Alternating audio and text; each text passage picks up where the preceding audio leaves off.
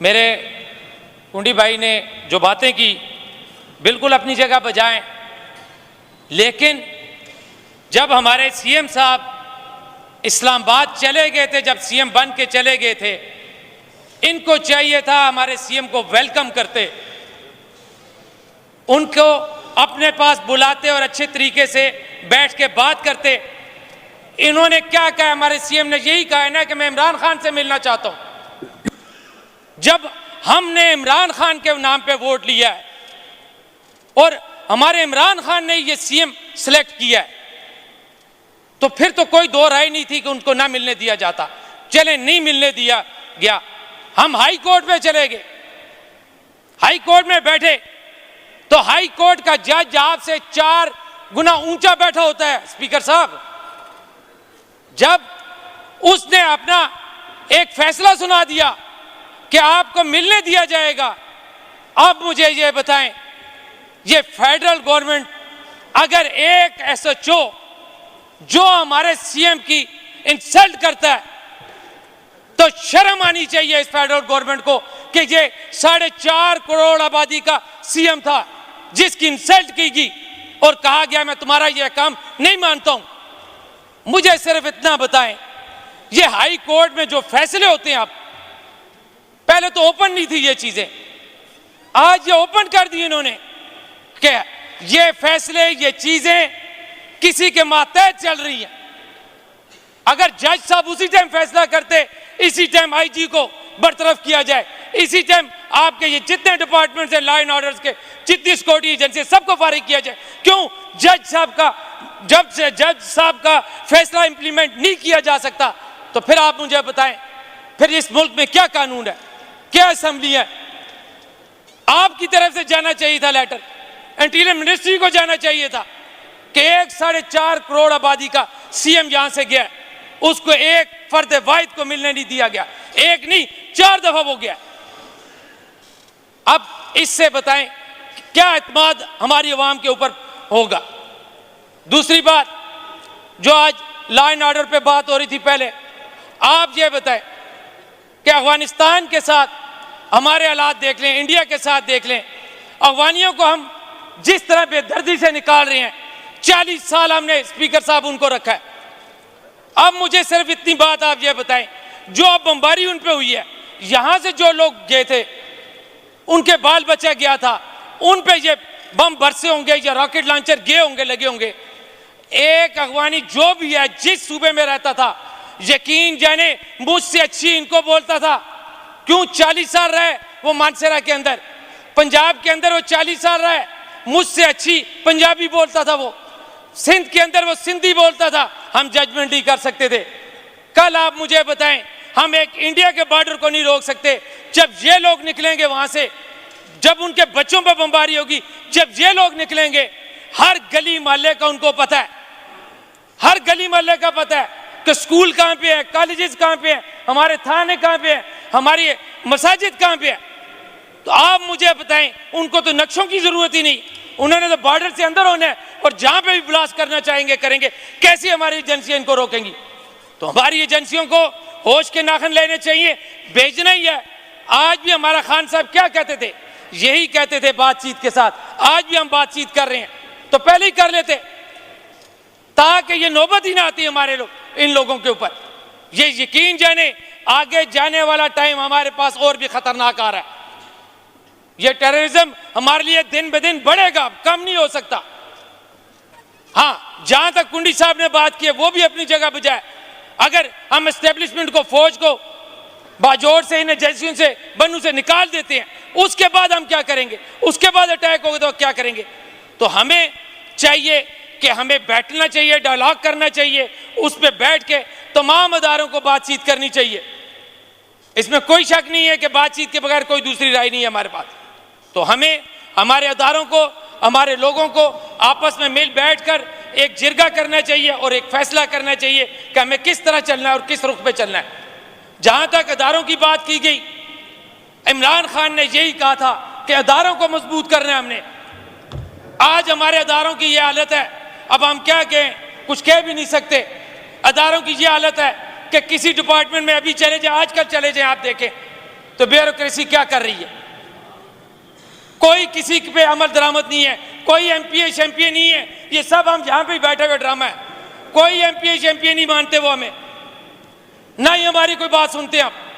मैं हकीकत आपको बता रहा हूं, ये आप ठीक है अपनी जगह पे है, मुझे बता दें ये सब, लेकिन इस ब्यूरोक्रेसी को बिठाएं जहां पे, इनसे सवाल करें, इनसे जवाब लें कि हमारे एमपीएस की क्यों इंसल्ट की जाती है।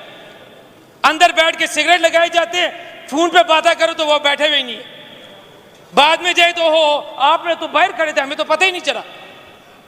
तो कॉल पे बात करें तो सिगरेट अंदर चल रहा है और टांग के ऊपर टांग रखी हुई है, और पूछें वो कहते हैं, उसका पीए कहता है मीटिंग में, बड़ी सख्त मीटिंग में बिजी है जी, और खुद अगर आप अंदर चले जाएं एकदम छलांग मारते हो, कहते हमें तो पता ही नहीं चला जी, मेरे तो पीएस ने गलत बात की थी आपके साथ। तो हम ये कहते हैं, हम ये कहते हैं कि इमरान खान साहब जो कहते हैं कि अदारों को मजबूत करें, जबकि हम एजेंसियों को मजबूत कर रहे हैं। जो डॉक्टर अमजद साहब के साथ हुआ कल हम सब के साथ हो सकता है। उसकी मेन रीजन ये है कि हमने इन लोगों को मजबूत किया, इनके हाथ मजबूत किए, ना कि हमें अपने अदारों के हाथ मजबूत करने चाहिए थे। तो मैं अपनी असेंबली से इन सब से रिक्वेस्ट करता हूं कि हमें अपने अदारों को मजबूत करना चाहिए, उनके पांव मजबूत करने चाहिए, ताकि हम इंशाल्लाह जिस तरह डॉक्टर अमजद साहब के साथ हम सब खड़े हैं, इंशाल्लाह आगे भी किसी हमारे एमपीएस के साथ कुछ भी होगा हम सब मिलकर इसी तरह उनके साथ खड़े होंगे जी। बहुत शुक्रिया जी। Thank you. शफी जान साहब, ये उस दिन से उसका नंबर पीछे पीछे जा रहा है डॉक्टर साहब, इसमें आप इस पे बात करते हैं, इस बात पे जो कुंडी साहब ने बात। डॉक्टर अमजद साहब का माइक ऑन कर दें। बिस्मिल्लाहिर्रहमानिर्रहीम। शुक्रिया जनाब स्पीकर साहब।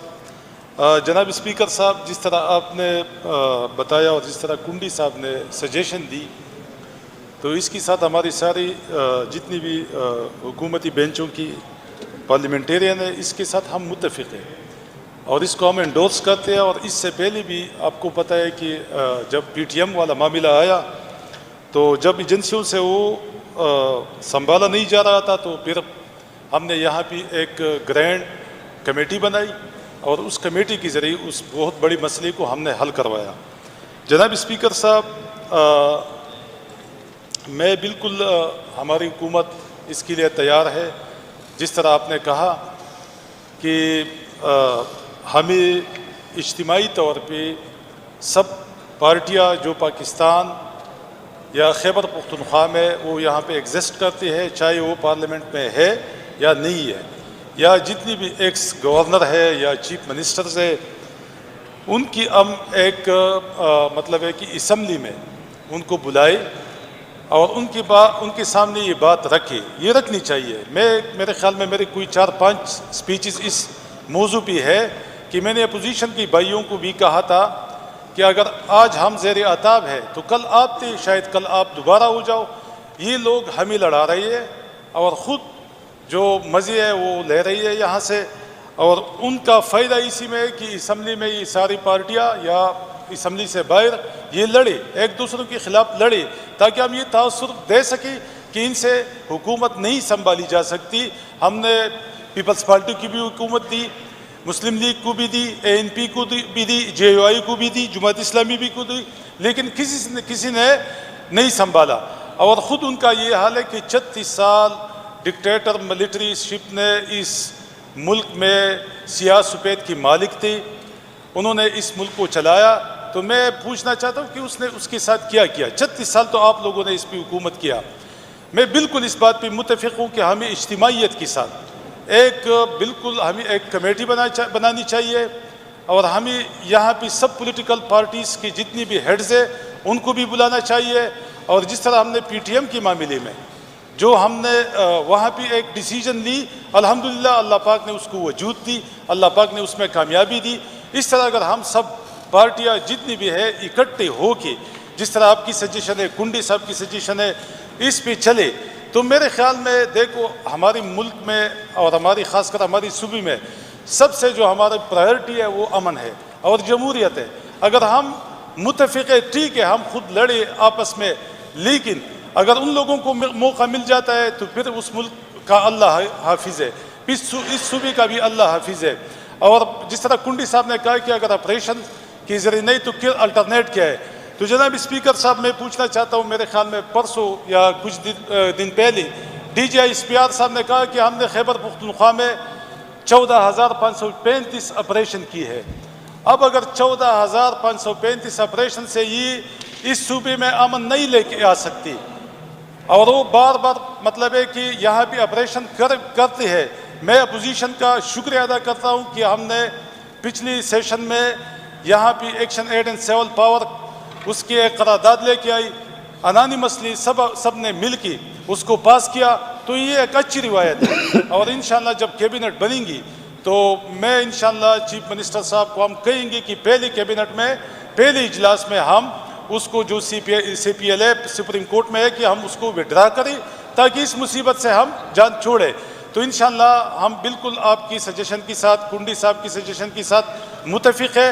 जल्द से जल्द ये कॉन्फ्रेंस बुलानी है, ऑल पार्टीज कॉन्फ्रेंस बुलानी है, मीटिंग बुलानी है, जल्द से जल्द बुलाए, ऐलान करे, रूलिंग दे, ताकि ये जल्द से जल्द लोग अपनी सजेशन दे और उस सजेशन के साथ फिर हम आगे बढ़े। बहुत शुक्रिया शफी जान साहब।